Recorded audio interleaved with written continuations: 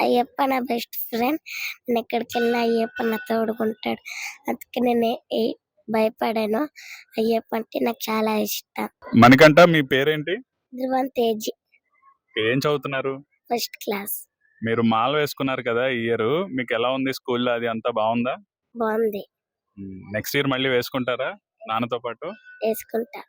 ఏం నచ్చింది అయ్యప్ప దీక్షలో? అయ్యప్ప నా బెస్ట్ ఫ్రెండ్. నేనెక్కడికెళ్ళినా అయ్యప్ప నా తోడుగుంటాడు. అందుకే భయపడను.